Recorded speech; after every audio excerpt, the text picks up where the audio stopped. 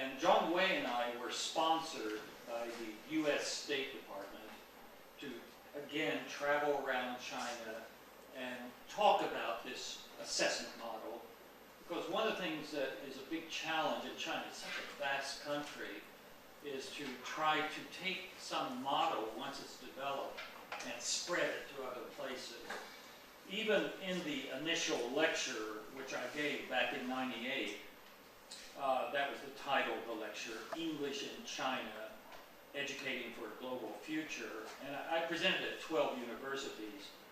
And even in that initial lecture, I was trying to challenge the English teachers I was meeting in these different universities to follow this model which we were developing. Essentially, it's an internet-based research project in a student's major field, whether physics, history, economics, whatever.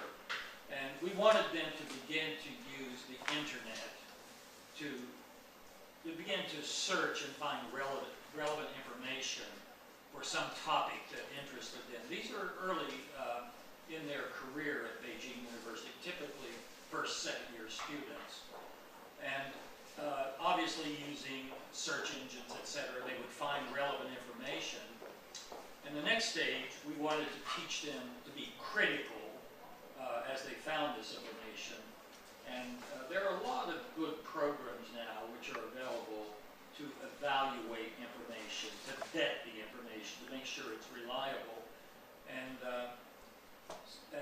then the third stage was using digital tools. In every stage, we wanted to use digital tools to organize the information. You know, programs like Inspiration. I don't know if your students use it here, but it's a kind of a visual graphic system for organizing information. And then finally, we wanted them to communicate the information. And there again, we wanted them to make sure that they use digital tools, first in an oral presentation, PowerPoint, what I'm doing right now. And then in the written presentation, we wanted them to go beyond just simple word processing. Many of the students were in scientific fields, and we wanted them to learn how to integrate good visuals, good graphic information into the written presentation. And a feature which John Wei has developed very nicely is when they give their references, they have to give live links. And she reads this on her computer when she's evaluating. And so when she gets to the references, the links are live, so she can check them out and make sure that they're good links. In this initial